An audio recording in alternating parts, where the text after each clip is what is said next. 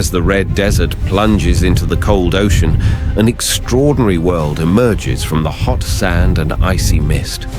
It is not a mirage, but the breathtaking reality of Namibia, where the bone-white skeleton coast is the final frontier between life and death. There is no mercy. There are no second chances. Here, every creature, from the seal among the cold rocks to the hyena lurking in the mist, must fight. Instinct is the only weapon. The price of error is eternal disappearance.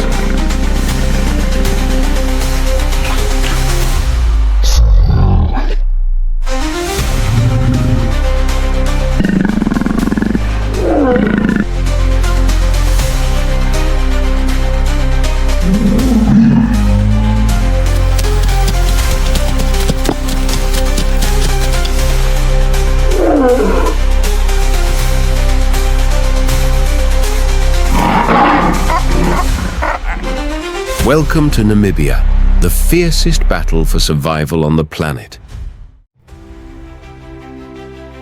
More than 55 million years have passed, but this place has never stopped changing. On the western edge of Africa, stretching along the frigid coastline, one of the oldest lands on the planet still moves silently. Giant red sand dunes taller than buildings rise into the blue sky like endless waves, undulating, twisting, drifting endlessly in the cold wind blowing in from the ocean.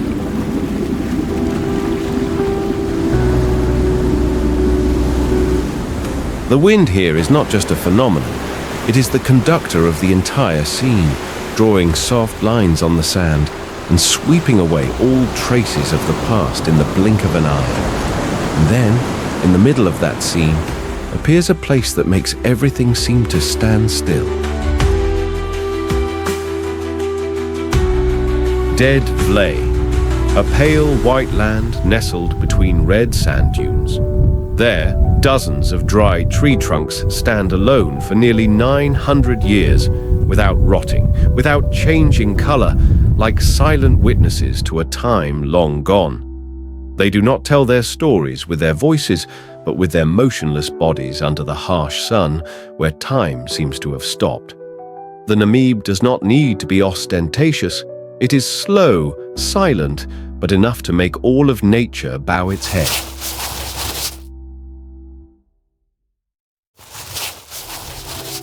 However, in the middle of a barren land where there seems to be no hope left, there are still small creatures that are writing miracles every day. They do not have sharp claws, do not possess extraordinary speed, but it is their silence and intelligence that help them overcome what few species can endure: the absolute lack of water.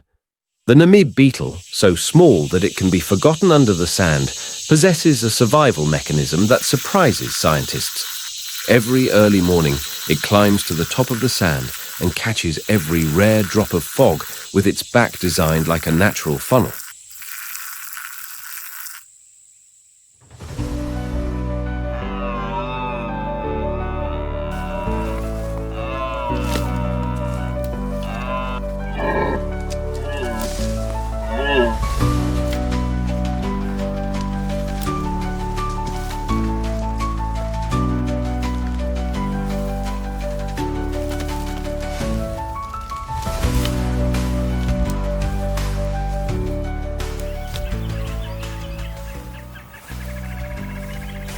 The oryx, a giant desert creature, does not need to sweat to cool itself, even though its body temperature can exceed 45 degrees Celsius.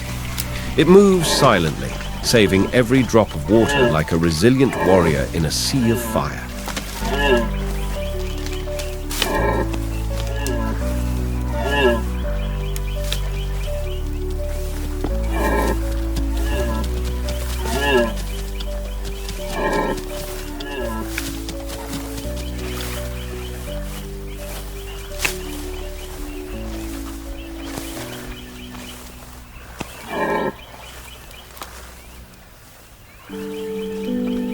In a world where life is traded for every drop of water, the springbok, a small antelope from the semi-desert regions of South Africa, has become a symbol of endurance and graceful beauty. With its smooth white-brown fur and slim figure, it does not simply move, it soars as if dancing. Each vertical jump in the air, up to 2 meters high, legs tightly closed, back arched, is a proud dance of survival. The springbok does not need to drink water for weeks.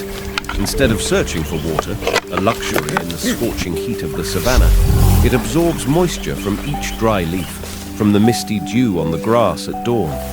Every movement is economical to the maximum, not a second to waste.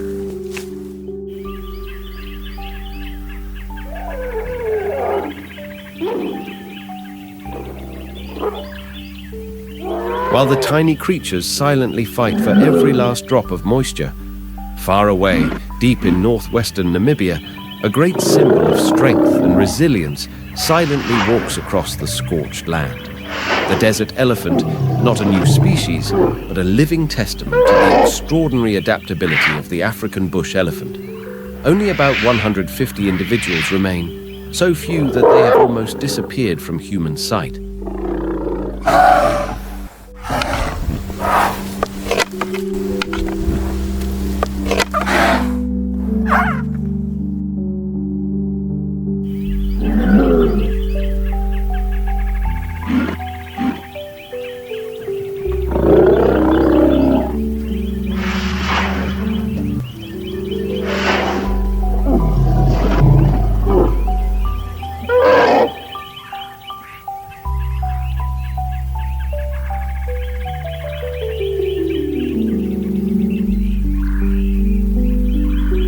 While the giants of the desert dig deep to keep alive, closer to the surface, a tiny army is also facing the threat day and night, with strategy, cohesion, and sleepless eyes. Meerkats, creatures less than 22 centimeters long, lighter than a book, but possess something few species have, a disciplined community like a special forces team.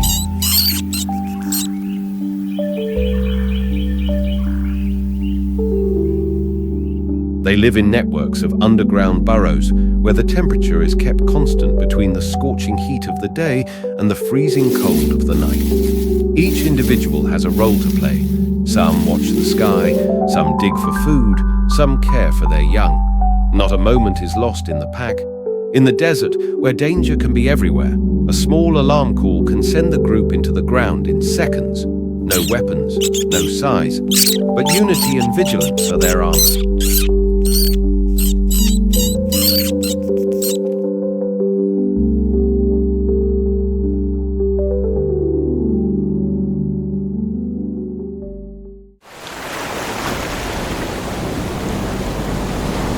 Beyond the scorching sand dunes, past the land where the meerkats guard their survival day and night, lies a completely different world. Colder, more mysterious, and absolutely unforgiving. Skeleton Coast, where the Namib Desert flows straight into the ocean, meeting the icy Benguela current from the Arctic. Here, the sun and sand are replaced by a thick blanket of grey fog, creeping from the ocean 30 miles inland, creating a strange paradox. In the driest land on the planet, water vapor quietly nurtures life.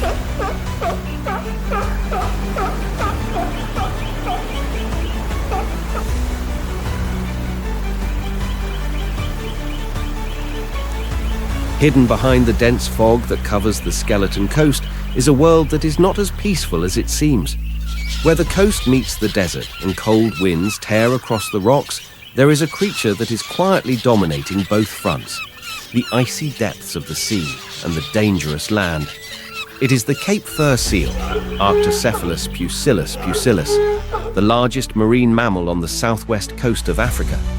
They live in large groups of up to 3,000 individuals, choosing to take refuge on the rocky beaches of the Skeleton Coast, where the ground is scorched by the sun during the day and chilled by the fog at night. Every November, the breeding season begins.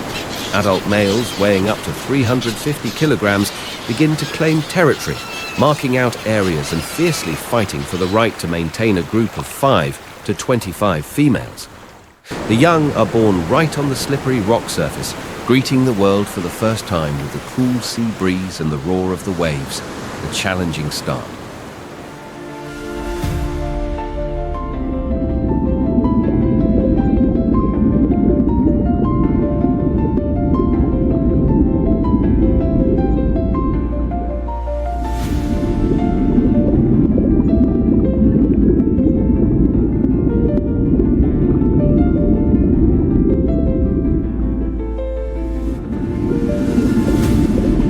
But it is below the surface that the Cape fur seal truly transforms into a hunter. They can dive to depths of 200 meters, hold their breath for 7.5 minutes, and chase fish, squid, and crustaceans in the icy waters of the Benguela Current. With their super-sensitive whiskers used to detect movement, they glide at high speeds through the dark water like living arrows.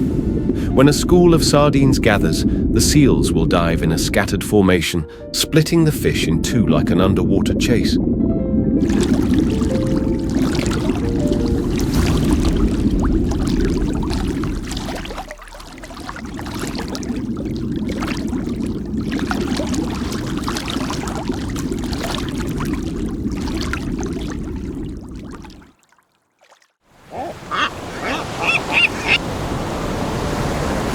The Benguela Current, however, is both a nurturing and a testing ground for survival.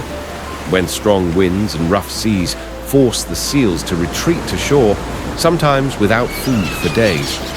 But land is no safer. At night, predators such as brown hyenas and black-backed jackals creep in, targeting the fledglings.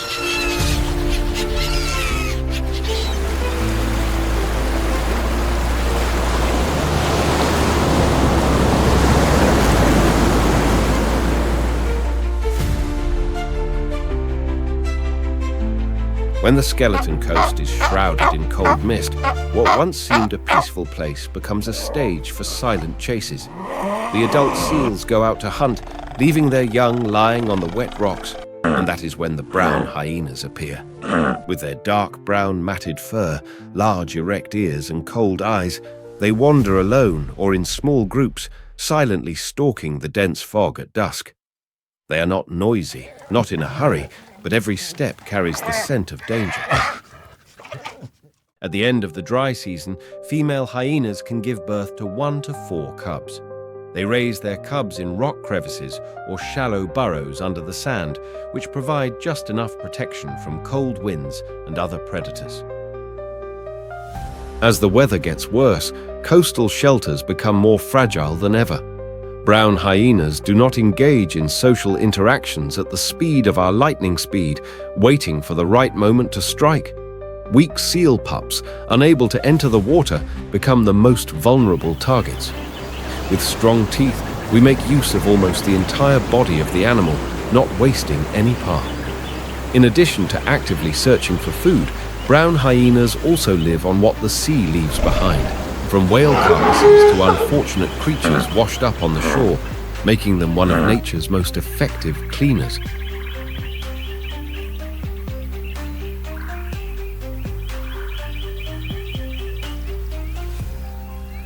Meanwhile, another predator was quietly watching. The black-backed jackal, Canis mesomelus, a fast and intelligent coastal scout. With grey-brown fur and black down its back, it was small but extremely cunning. Jackals lived in pairs or small family groups, communicating by howls and scent markings. A female could give birth to 4 to 6 pups at a time, which were raised in underground dens where both parents participated in hunting and caring for the young.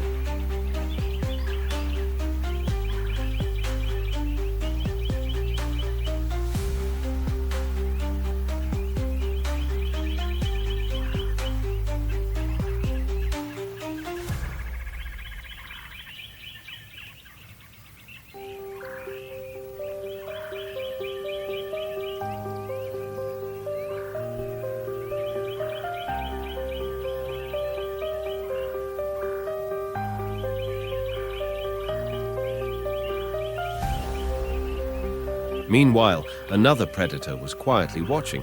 The black-backed jackal, Canis mesomelus, a fast and intelligent coastal scout. With grey-brown fur and black down its back, it was small but extremely cunning. Jackals lived in pairs or small family groups, communicating by howls and scent markings. A female could give birth to 4 to 6 pups at a time, which were raised in underground dens where both parents participated in hunting and caring for the young.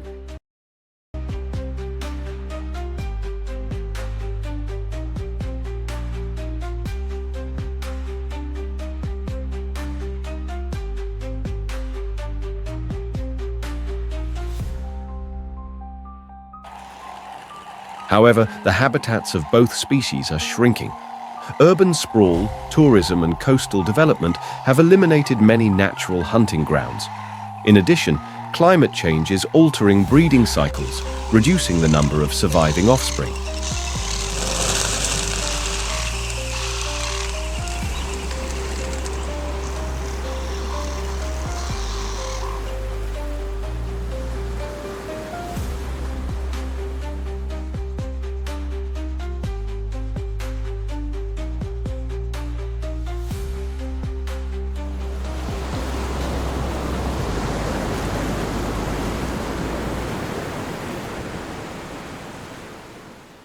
While the ground is a place of silent clashes, another world is moving above, fast, precise, and equally brutal. The skies above the skeleton coast are not only a place where mists roll in every day, but also a constant arena for the seabirds that have been attached to this land for thousands of years.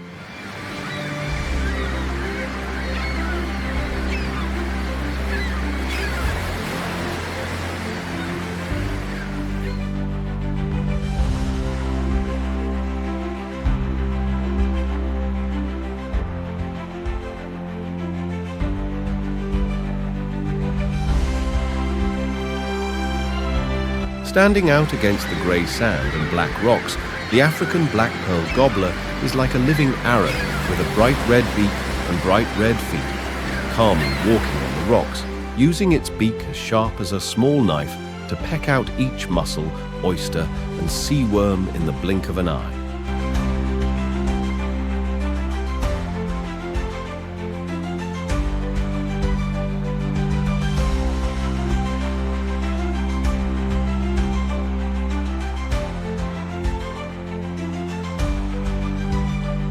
Farther out to sea, Cape gannets appear from above like lightning, hurtling down to the surface at speeds of up to 100 kilometers per hour, cutting through the cold waves to hunt for fish. But their light from the sky is fading. Their numbers have declined by 84% in just half a century.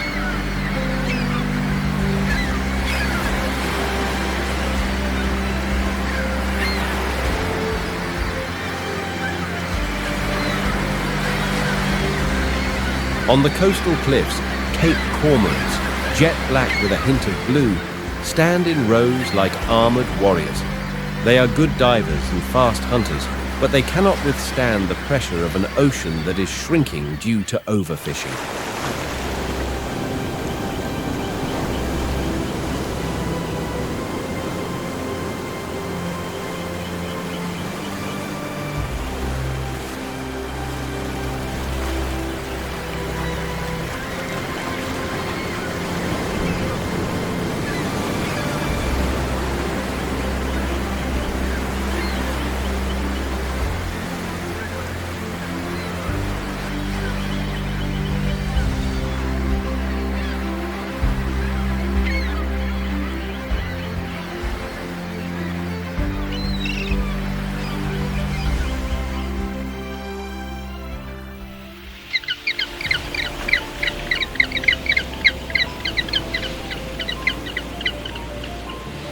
And finally, amid the wind-whipped rocks, there are familiar yet alien figures.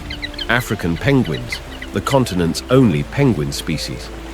They walk with a distinctive slant, diving deep together to hunt for food, but their numbers have declined by 95% in just a few generations.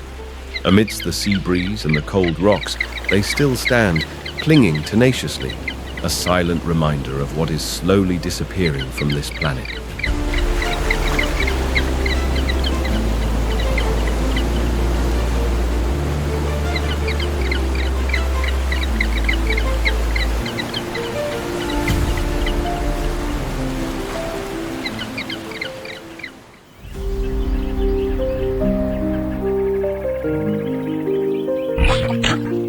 The Irindi Conservancy, covering more than 7,700 hectares, is where the Big Five are still fully present, not in books, but in roars, footprints, and silent glances through the bush. Here, African wild dogs are not simply predators, but masters of tactics, coordinating their hunts with near absolute precision, a success rate of up to 80%.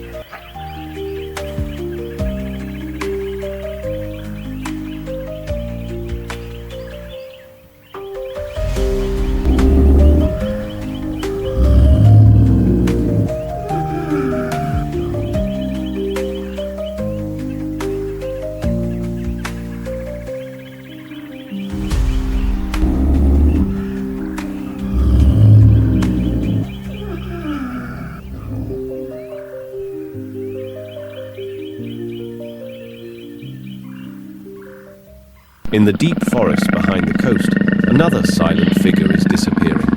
The African leopard. Hidden among the low trees, they need no companions, no sound. Just a leap, a swift attack, and their prey is safely tucked away in the high branches. They are master hunters, symbols of grace and silent death. But even this apex predator cannot escape the shrinking of nature.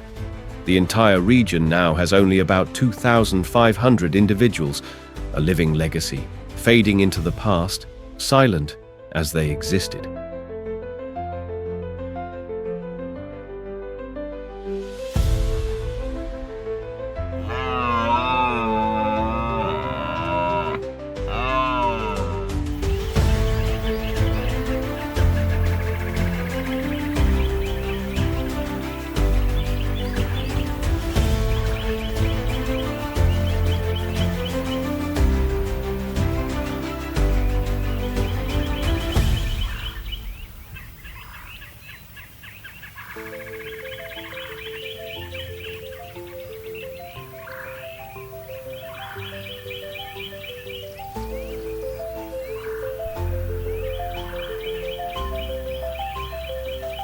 As the Arindi bush closes in on its silent pursuits in the shade, to the north nature opens up a completely different picture, wide, open, and exposed to the scorching sun. This is Etosha, a land stretching over 8,600 square miles, where the Etosha Pan salt pan, pale as a dried-up moon, becomes a vital gathering place.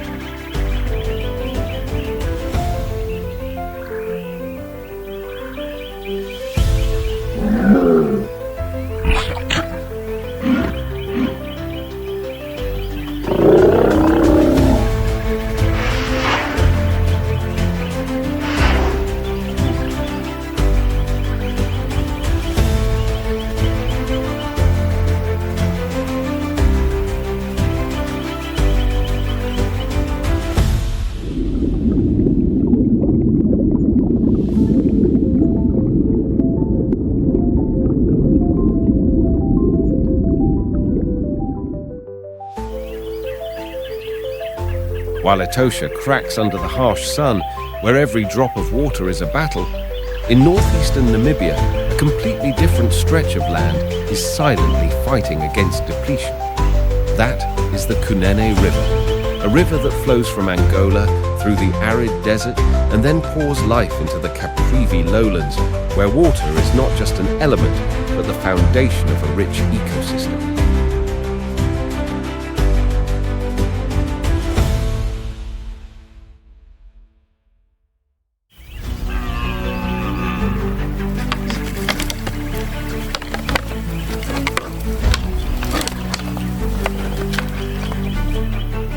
Here, the long legs and courage come not from predators, but from the smallest creatures. African jacanas, with their thread-like legs, stride across the lake as if they were walking on water. But the most surprising thing is that it is the males who raise the young, incubating and protecting the young in nests, floating among the green duckweed.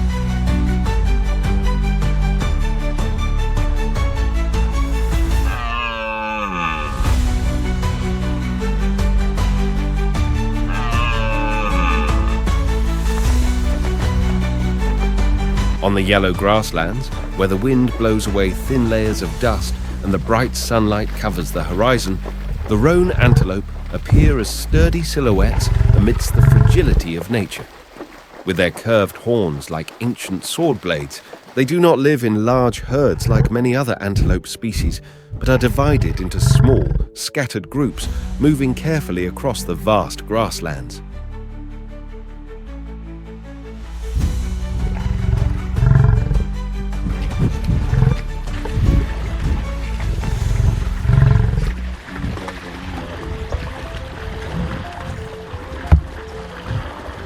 Farther out on the misty horizon, herds of buffalo trudge through the flooded grasslands of the rainy season. Each of their heavy steps loosens the old grass, turning up the soil to let in light and moisture, making way for new life to spring up. They don't know they are sowing the seeds of the future, but each step silently builds, initiating a cycle of regeneration that the entire grassland depends on.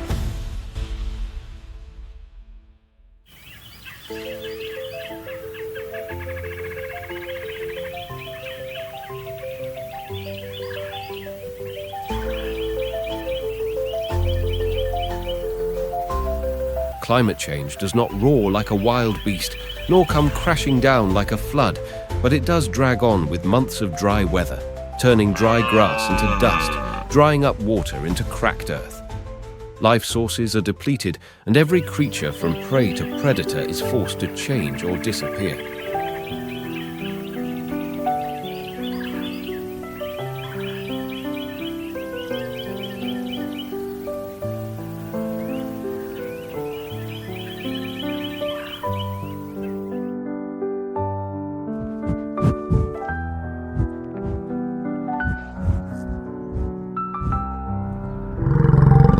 Worse, the silence of the night is sometimes broken by sounds that do not belong to nature. Somewhere, the black rhino, a creature that has survived millions of years of evolution, is still falling because of invisible greed.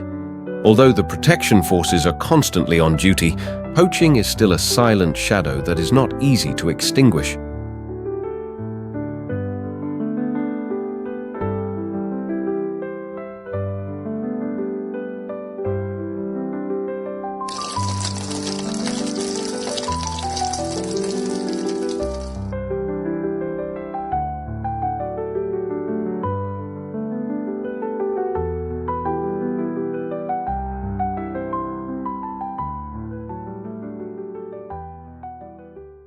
But all those wonders, all those creatures that have adapted, fought, and survived through millions of years of evolution are now facing a new challenge: humans. So, how much longer will we stand idly by? Can a plastic bag you don't use today save a seabird tomorrow? Can a single share of information move someone to act before a species disappears? You don't have to go to Namibia to make a difference. You just have to start where you are. Save water, reduce plastic waste, choose sustainable products, spread awareness. Because every small action today is a chance for the survival of tomorrow's ecosystems.